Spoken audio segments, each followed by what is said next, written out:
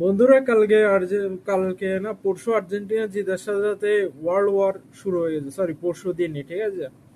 মানে world war বলতে world war 3 নয়, কিন্তু আবার মানে ফুটবল বিশ্বে রেফারিরা একরকম মতামত দিচ্ছে, আরো অনেক অনেক রকম মতামত বলছে। Argentina robbed the Argentina versus Egypt match, বা ফিফা রবড, ঠিক আছে। ফিফা দিস ম্যাচ ওয়াজ রেকড, এমন অনেক কিছু শুনতে পাওয়া যাচ্ছে। তো বন্ধুরা, একটা কথা মানে বাংলাদেশিদের জন্য বলবো, আর্জেন্টিনা সাপোর্ট করেন বা না করেন, যাই হোক, ঠিক আছে, মানে এসব নিয়ে দূরে থাকায়। এখন ধরেন আমরা কি করতে পারবো যদি ম্যাচটা ধরেন কারচুপি, ঠিক আছে, রিগড, বাংলা হচ্ছে কারচুপি, কারচুপি করা হলো, বা ম্যাচটা আর্জেন্টিনাকে দিয়ে দেওয়া হলো, ঠিক আছে, আমরা কিছু করতে পারবো?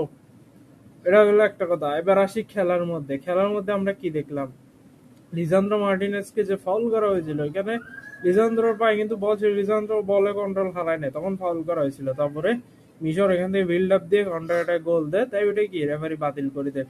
তারপরে আরেকটা ফাউল হচ্ছে কি, মোহাম্মদ সালার যে ফাউলটা, ওটা তো ফাউল না আসলে, মানে কি, বল যখন চলে গেছে মোহাম্মদ সালার পিছনে, তখন গিয়ে যায় কি, মানে ওর পায়ের সাথে হালকা একটা ট্যাকেল হয়, ঠিক আছে, সফট ট্যাকেল বলা যায়।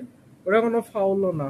মানে বল যাওয়ার পরে একটা লজিক বুঝাই, মানে আলভারেজ কি মানে নিজে পেনাল্টি খাওয়ার জন্য বল সালার পায়েতে চলে গেছে, তারপরে কি মানে ডি বক্সে পেনাল্টি খাওয়ার জন্য ওকে ফাউল করবে? এটা হচ্ছে লজিক, বন্ধুরা। যাই হোক, অনেকে আলোচনা সমালোচনা আবার মানে জায়নিস বা এই সেই জিও পলিটিক্স সবই ঢুকে ফেলতেছে। কোন লজিকে ঢুকাচ্ছে ভাই আমার খেয়াল আসতেছে না। এই ম্যাচটা আমি শিওর যদি মিশরের সাথে না হয়ে অস্ট্রেলিয়ার সাথে হতো, এর কোনার কোনার কথা হইতো না, ঠিক আছে।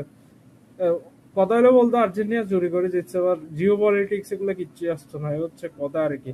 মানে কি বলবো।